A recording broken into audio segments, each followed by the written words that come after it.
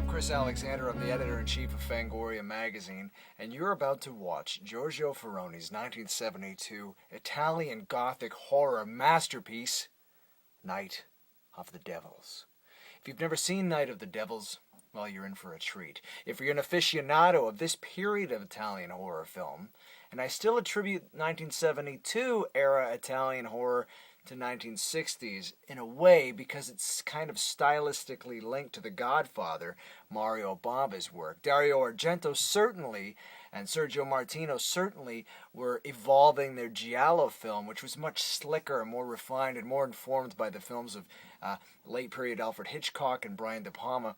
But what I love so much about the films coming out of Spain and Italy at this period in the early 1970s is that they're still a little bit psychedelic in many respects. They still belong to the 1960s. They're still a little bit rough around the edges, and they're a little bit more lurid, and because the floodgates had just started to open up, wherein you could actually show graphic gore and nudity, there's a certain kind of innocent go-for-broke feeling about these pictures. As mean as they got, they were always a little bit charming and innocent. And certainly Night of the Devils falls under that banner. It is directed by Giorgio Ferroni, who previously, about a decade prior, actually about 12 years prior, had made the very obscure, not so obscure now, but I remember when I personally was a kid, the film Mill of the Stone Women was incredibly hard to find. It was released on VHS in a not great print.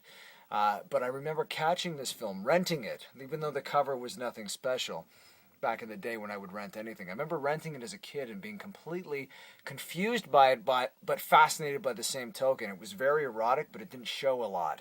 Now, of course, flash forward 12 years later, the same sensibility Ferroni applied to Mill of the Stone Women is applied to this picture, except, as I mentioned, the floodgates were open. So there is graphic sex, there is nudity, and there is extreme violence. Well, extreme for 1972, I should say. And the violence is perpetrated by none other than Carlo Rambaldi, who would work with Lucio Fulci later on, actually around the same time in the film Lizard in a Woman's Skin, which I think was the same year. And of course later on with the amazing Zulawski film Possession, the tentacled sex monster.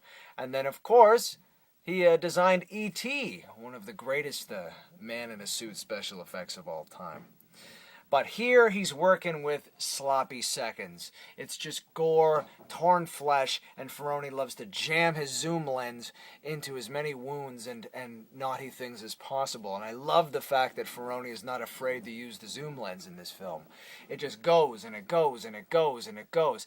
There's such a lurid sensationalism to this movie that you will not be able to look away.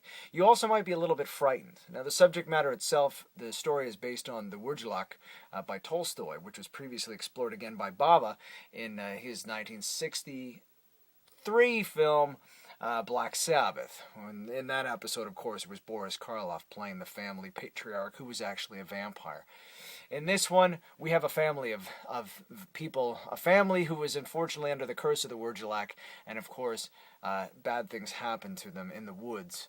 The film doesn't mess around. You'll notice from the first 5 minutes, it's nothing but sex and violence, and it continues on that vein. But again, it's also very psychedelic, very surreal, and there is an amazing score, and I will say this about many Italian horror films at this period, an amazing score by Giorgio Gaslini, who was, of course, he's still with us and he's still active. He a great jazz musician who ended up worming his way into feature films, and of course is noted for stuff like his music for Dario Argento's pivotal Giallo from 1975, Deep Red, in which he did a lot of the incidental score, including The Child's Laugh with Ella Del Orso doing the singing in the background too, and Goblin would of course do the rock music, but that was Giorgio Gaslini actually doing the score for Deep Red. Some people forget that.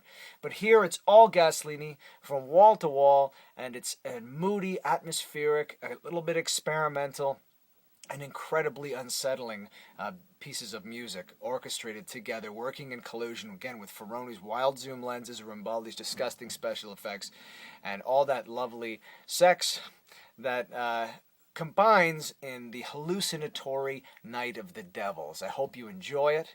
Watch it with the lights out, the volume up, and tip your hat, again, for a period of film history, a period of Italian European film history that sadly is no longer with us. An era long gone, but alive forever in Raro Video's release of Night of the Devils. Thanks.